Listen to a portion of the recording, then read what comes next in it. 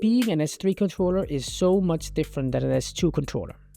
Not just because of the more complex skill set, but also because of the requirement to understand the underlying structures. In the past, the students were just taught the skill set, but in the modern day era of VATSIM pilots being more proficient, the ATC has to be more proficient as well. This is why we'll take you through this ATPL relevant topic.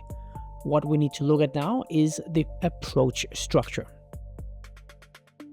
This is purely theoretical and will not teach you how to deal with them, but instead how they are structurally built up.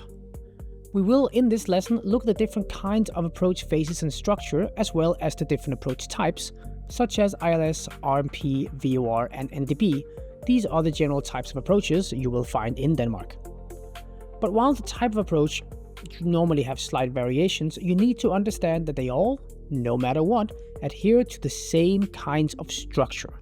So let's get down to brass tacks with that. As you already learned about the MSA, an aircraft will need to fly above the Mora when further away from the airport and within 25 miles above the MSA. So, for example in Billund, as you come in from the north to the waypoint Otnef, the pilot must first maintain the Mora, then the MSA, and then he reaches Otnef. And here is where we start out our approach structure, the full procedure approach. All approaches to all runways have a procedure attached to it in order for an aircraft to approach it without the need for radar coverage and vectors. These procedures can have different looks to them, but the purpose is the same. The purpose is transitioning from flight above MSA to, via a predetermined route, take them to the runway while safely descending the aircraft below the MSA. Let's break the procedures down. First of all, you have what we can call conventional procedures. These are based, first of all, on physical locations such as VOR, DME, and NDB stations. And they will normally involve one of three structures that are defined by ICAO Doc 8168. The first one is called a reversal procedure and is based purely on timings. It is not used at any airport in Denmark, so if you want to know more about this one, reference the ICAO document. Next is a racetrack procedures, which looks a little bit like holding. This allows the aircraft to arrive from anywhere to then, after passing the station, realign with that station to then shoot an approach via a sort of racetrack procedure. This can be done from a VOR and an NDB, or even an RNAV point, like you see here for runway 08 left in Aalborg, where an aircraft can align even from the opposite direction. Lastly, you have what is called a base turn procedure. This is flying outbound track from a station until a certain timing or distance, and then you turn back in towards that same station and then further descend for the approach. That's the main point for the conventional ones. Then you have the other type, the transition. The type which is based on pilot interpreted waypoints. At least this is how it's formulated in the law documents. It basically means procedures which involves RNAV waypoints, and it is by far the most commonly used procedure, normally used for RNP approaches. There are a few different variations of these in Denmark, but by far the most predominant type is from two fixes on either base of the approach procedure connected to a point on final, either by 90 degrees like here or by a 110 degrees angle. Then onwards to reach a final fix before commencing the final descent towards the runway.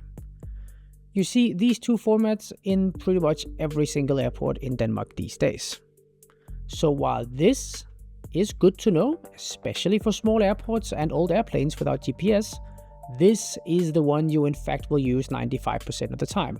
So therefore, let's use these as an example as we expand upon the approach procedures. Here we are back in Billund for runway 27. It has an ILS and two procedures, or so-called RNAV transitions to the ILS, via Otnef and Ovina. Now let's look more closely into an approach procedure. All approaches are built into stages, signifying by how much margin you have to terrain and obstacles. The initial approach phase, the intermediate approach phase, and the final approach phase. These are signified by three different points.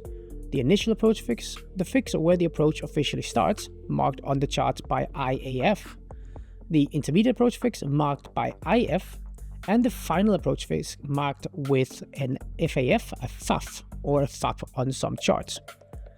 Each of these phases includes a predefined track, as well as a minimum altitude.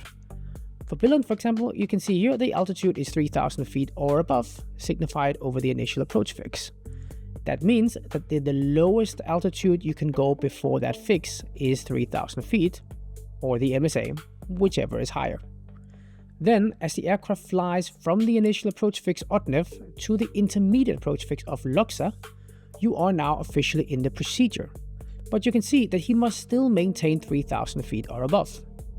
Then, once he's reached Loksa, he may descend to 2,000 feet and turn towards Elrit. That is to then intercept and follow the ILS predefined path no later than Elrit, which is called the final approach fix. He will do this down to the minimums, at which point the runway must be in sight in order to continue the approach. An aircraft cleared for an approach via one of these points, Otnev or Vina, is allowed to follow the procedure as prescribed and establish itself on the ILS. This is unless you use the other option, vectoring to final approach course, in which an aircraft may join the procedure intercept from the final approach course. Just make sure the airplane is not being vectored to intercept a track from any other place though. What do I mean? I mean like here, between the initial approach fix and the intermediate approach fix. This is not applicable to vector an aircraft to intercept the path at. It must be on the extended center line somewhere. But the intercept may take place well before reaching the intermediate approach fix, as long as it's instructed that the altitude to be maintained is either the minimum altitude of the procedure or the MSA. Both of these methods are generally accepted for ILS and all other approaches. And the above is actually almost identical to the RMP approaches as well, which you can find in most airports in Denmark as well. RMP approaches simply means that the pilot approaches via his computer with the points within his database instead of physical signals beamed from the airport. This also means that it's a pilot-interpreted descent path. This means certain rules for these type of approaches. Rule number 1, you cannot vector the pilot closer than the final approach fix, because by the final approach fix he must be at the predetermined altitude and follow some kind of glide path signified in his FMC. Rule number 2, you cannot clear the pilot direct to the final approach fix, again, because the aircraft should be at the prescribed altitude, known as the platform altitude, at the FAF. And while the procedure may stay 2,000 feet, well, it is when flying this track. What is all around it? We don't know, and we don't know if it's safe to be at 2,000. Rule number 3. If you give a direct to the pilot, it must be a direct to the intermediate approach fix or a point earlier. In this case, it would be Loksa. It allows him to appropriately establish on the inbound track before he will be instructed to do the final descent. That's the particularities of RM approaches and should be your first option after an ILS to assign to pilots.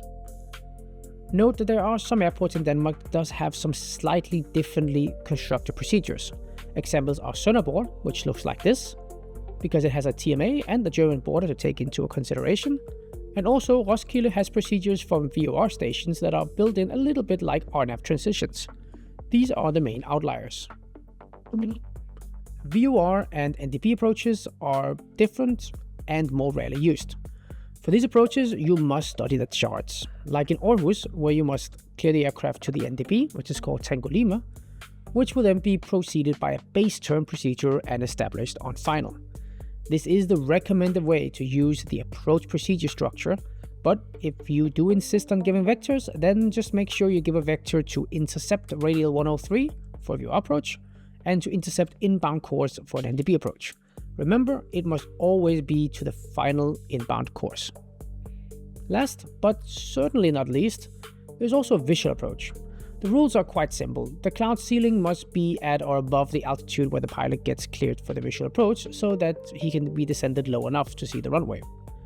As per acceptable mean of compliance 9 to TR 210, an RFR flight should only be cleared to execute a visual approach, provided the pilot can maintain visual reference to the terrain, and the reported ceiling is at or above the level of the beginning of the initial approach segment for the aircraft so cleared, or the pilot reports at the level beginning the initial approach segment or at any time during the procedure that the meteorological conditions are such that with a reasonable assurance a visual approach and landing can be completed. Long story short, Cloud Layer should be at or above where the pilots are and or above the MSA, unless pilot is on vectors where you have assumed control of its obstacles. These are the most prevailing approach structures and types used in Denmark: ILS, RMP, VOR, NDB, visual approaches, and this is how they are structured. You may now continue your course where all the approaches are identified and expanded upon. Thank you for your attention. Class is dismissed.